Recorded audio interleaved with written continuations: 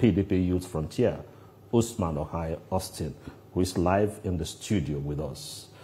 Thank you for coming. Thank you for having me. Good morning, Nigeria. Good morning. Yeah, the talk of town now is defection.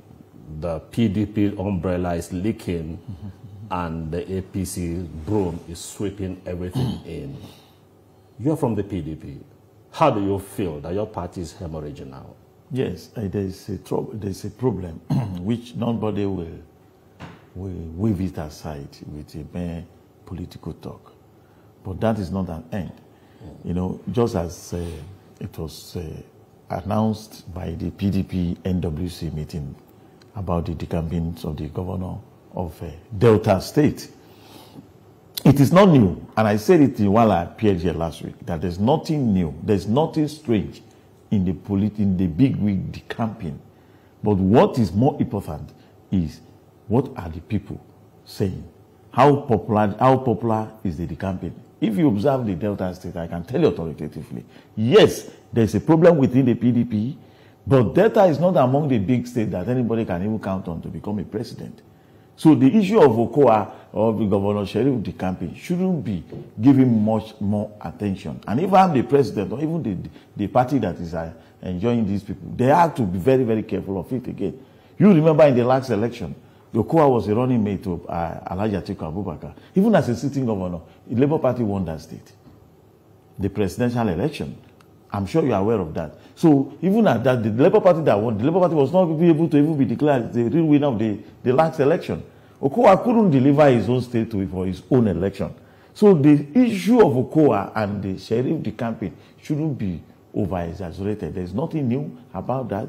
The party will come out of it. Just as Saraki said, and I've said it before, those who want to leave can leave now. Let the party regroup itself, put its house together, and see the next step to take. It may not be about 2027 election, but something may happen before then. And it can even be, and I said it before that, the remnant can also join coalition if possible. It all depends. At the time, there's still time. There may not be time, there's still time. So the campaign is nothing new.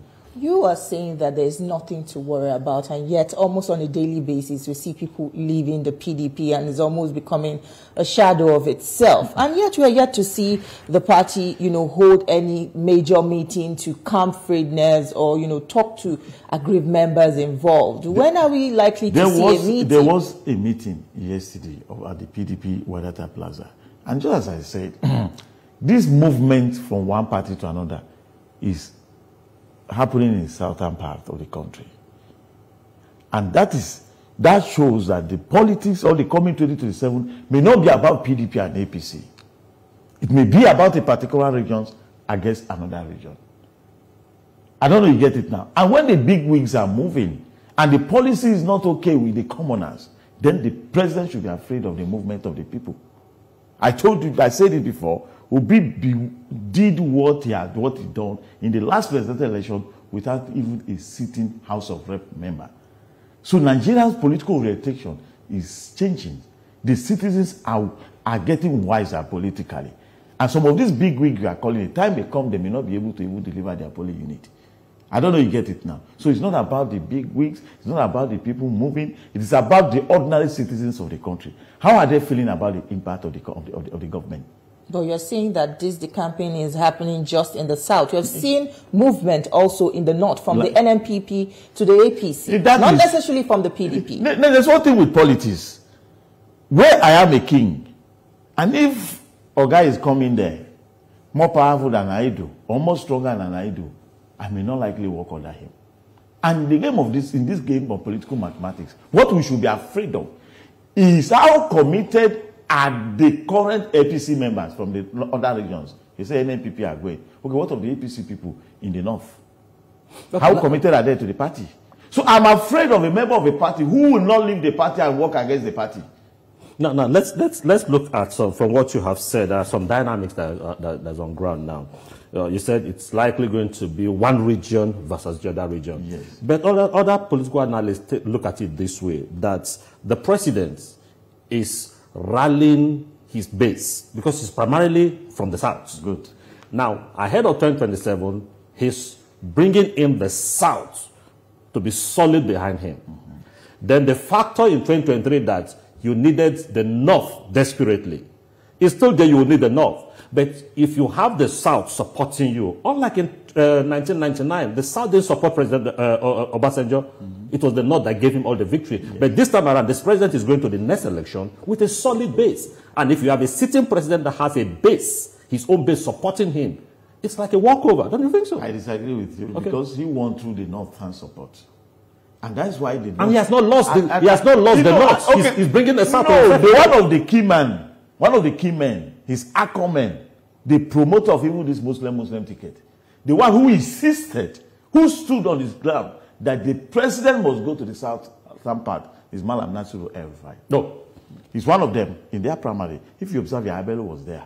El-Rufai was among the governors who insisted that the south-northern rotation must be respected. Even when some key northerners already, APC announced Ahmed Lawal, the then Senate president, as a consensus candidate. Abdullah Adamu has to be called back again because of one thing or the others, which you and I know very well. So it is beyond the southern. Can the southern zone alone make President Tinubu win the coming 2027? Is beyond that. What is their voting power? Is beyond that. So I am not saying that the North shouldn't support him. Personally, my political view, I believe the southern region should be allowed to complete their eight zone. So if the coalition comes, they should go to southern zone part to have their candidate. If PDP is not going to join the coalition, they should go to the southern part to have their... Let the southern part be allowed to complete their 8 years. So for the sake of national unity, for the sake of national cohesion, and for the sake of the relationship between the North and the South. That is the fact. But saying that the Delta state, which has gone, or any other state that may likely join the wave of the campaign from the southern part, is enough to make President Tinubu win the 2027 election. It's far from it. Because I said it before, we should be careful of what happened in Obidient movement. The coming 27 may not be about Obidient movement. It may be something bigger. It may be something similar. It may be something completely different. But what are the people saying? If you look at the media, the APC big wig are celebrating it. The APC in Delta, the Keyamo welcomed him. He described the governor as the leader of APC to take charge. But what did Ovia Amageke say? You heard what Ned Moko told him. Say, don't bring that your PDP habit to APC. There's a crack on the wall there. Omagogo said that he welcomed him to the party. That is okay. But do they recognize him as the leader of the party? It's another thing. And how popular is this governor? He's not among the popular governor in the southern region. I am not saying he has no political value. He has. A governor is not a small person to be undermining it. And saying that there's no crisis in PDP, that means I'm lying. We are having a big problem. And I'm sure the party will come out of it. But naming big names in politics, the time has come that the impact they may have may be lesser as we expected. All right, we'll continue the conversation, but that will be right after this short break. Don't go anywhere. We have more for you on the program.